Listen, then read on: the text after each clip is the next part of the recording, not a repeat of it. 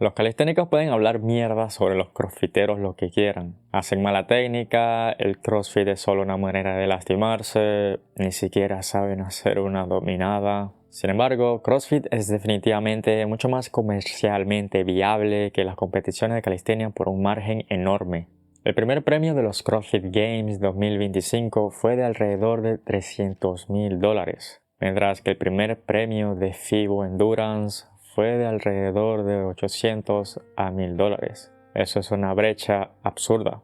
¿Cómo hacemos que las competiciones de resistencia de calistenia sean más populares? Como alguien que ama hacer calistenia, me gustaría ver competiciones de resistencia o cualquier tipo de competición alcanzar la popularidad de deportes como el baloncesto o el fútbol, hasta el punto de ver barras de dominadas y paralelas en la mayoría de las escuelas de todo el mundo. Sin embargo, incluso si la calistenia es conocida mundialmente, las competiciones no son populares en absoluto. ¿Por qué no son populares? Hay muchas razones por las que las competiciones de calistenia podrían no ser tan populares. Existen razones inherentes al deporte mismo, como la barra de entrada requerida para hacer cierto número de dominadas. Comparado con los deportes más populares, para practicar calistenia primero necesitarías entrenar antes de poder hacer ciertos movimientos. Lo que quiero decir con esto es que necesitas tener fuerza antes de hacer una flexión o una dominada. O incluso podemos ir a extremos y hablar de habilidades como el planche. Si vas a la calle y miras a la gente a tu alrededor, ¿cuántos de ellos podrían hacer al menos 5 dominadas con buena técnica? O siquiera hacer un muscle up.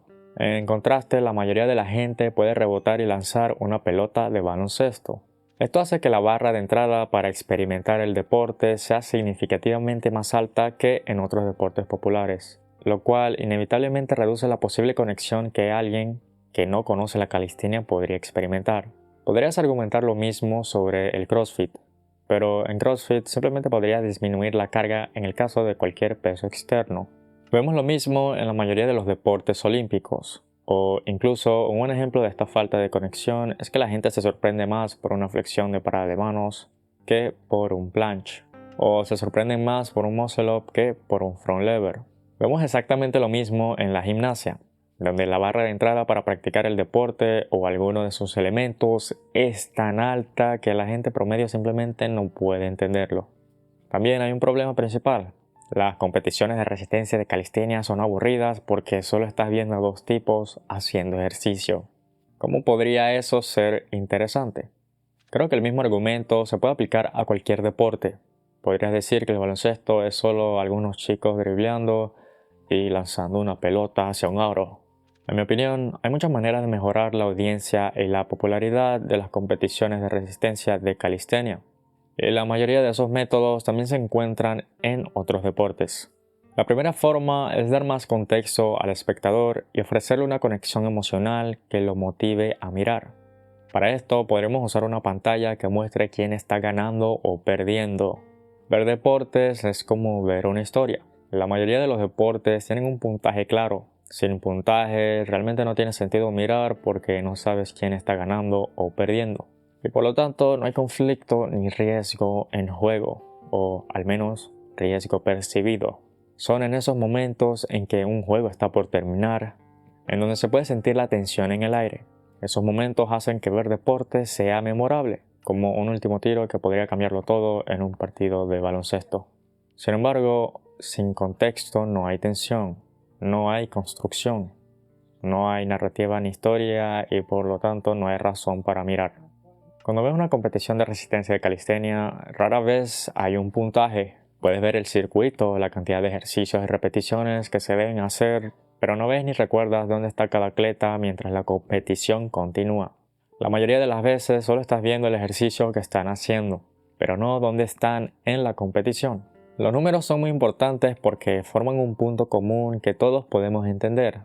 Por ejemplo, podrías decir que los anillos de gimnasia no son tan populares, no solo por la alta barra de entrada, sino también porque la puntuación es objetiva para cada juez, mientras que un partido de baloncesto tiene un puntaje claro entre los equipos. En el caso de los anillos de gimnasia, necesitarías estar entrenado para saber si hay una puntuación cercana entre los atletas, mientras que todos pueden entender si un equipo está ganando en baloncesto. Si puedes agregar una pantalla donde no solo veamos dónde está cada atleta en el circuito, sino también la cantidad de repeticiones que ha hecho, entonces el espectador puede mirar casualmente y sentirse interesado. Esto haría que las situaciones de alta tensión fueran más notorias. En el caso de videos o live stream, un overlay que muestre exactamente eso sería interesante. La segunda cosa que podría hacer que las competiciones de calistenia sean más populares son los comentaristas. Todo gran deporte tiene grandes comentaristas, especialmente un dúo de ellos. Los comentaristas son una excelente manera de añadir contexto sobre la participación de los atletas o sus antecedentes. Si has visto alguna competición de resistencia, sabrás que eventualmente se llega a un punto crítico donde los músculos están tan cansados que los atletas deciden descansar, lo que inevitablemente hace que ciertos puntos del circuito de entrenamiento sean básicamente un cluster set: 3 repeticiones, descanso, 3 repeticiones, descanso, y ya sabes. En esos momentos, tener 2 comentaristas que hablen sobre el circuito, los detalles de los ejercicios, la dificultad de ellos o el número de ellos, cómo los atletas los están haciendo, la forma correcta, un montón de cosas que se podrían comentar. Podría hacer la experiencia mucho más completa. Además, añadir comentarios en situaciones tensas realmente podría mejorarlo todo. La tercera cosa es un panel de comentaristas y entrevistadores para hablar sobre las partidas que acaban de ocurrir. Entre partidas siempre hay tiempo para prepararse para el siguiente, y durante ese tiempo sería genial tener un panel de comentaristas que hablen sobre lo que pasó, las expectativas e incluso entrevisten al ganador o perdedor.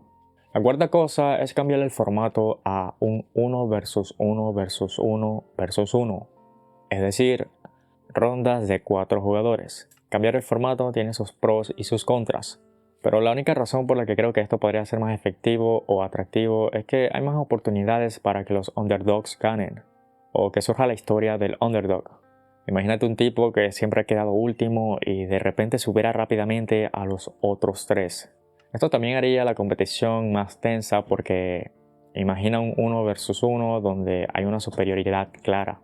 No sería tan tenso o emocionante, mientras que en un 1 versus 1 versus 1 versus 1 haría que todos los atletas se preocuparan. Los Battle Royale son populares por una razón y creo que añadir 2 atletas más no haría daño.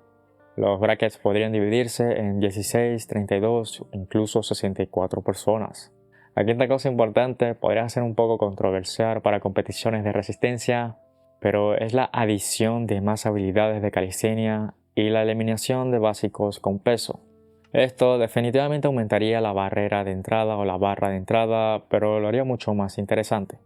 Imagínate hacer 60 fondos y luego tener que hacer tantas flexiones de parada de manos libres seguidas. Definitivamente sería muy interesante de ver. Obviamente esto es una caja de Pandora. Si añadimos flexiones de parada de manos, ¿por qué no planche o front lever o incluso movimientos de gimnasia locos con anillas? ¿Dónde trazarías la línea? Creo que podríamos simplemente prohibir estáticos y trazar la línea en la flexión de parada de manos a 90 grados para fuerza de empuje y las variaciones de front lever para fuerza de tracción. Cualquier cosa mayor a eso no debería añadirse a las rutinas. Imagínate ver 20 flexiones de parada de manos, luego 60 fondos, luego 60 dominadas y luego 30 elevaciones completas de front lever. Incluso podrías añadir ejercicios de Dragon Flag entre ejercicios de empuje y tracción para evitar demasiados cluster sets. O incluso hasta añadir ejercicios de Human Flag en la mezcla.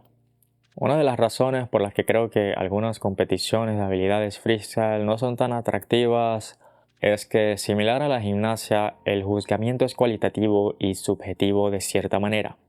No hay un número claro ni una manera fácil de saber si hay una situación tensa. No estoy diciendo que las habilidades no sean buenas de ver, pero les falta ese factor. Muchas de las cosas que mencioné para mejorar estas competiciones se encuentran en competiciones de Counter-Strike, desde los comentaristas hasta los layouts. Añadir todas estas cosas definitivamente requiere más inversión en el deporte. Requeriría más coordinación, más trabajo, pero definitivamente haría que las competiciones de resistencia de calistenia fueran más atractivas de ver y, por lo tanto, la popularidad aumentaría y los participantes podrían beneficiarse económicamente de una mayor audiencia. Incluso si nos ponemos a soñar, podría existir una organización como UFC o la NBA o CrossFit, pero para calistenia de resistencia o otras cosas ligadas con la calistenia. Una liga con competiciones constantes sería genial. Si estás en desacuerdo o de acuerdo, siéntete libre de discutirlo en los comentarios.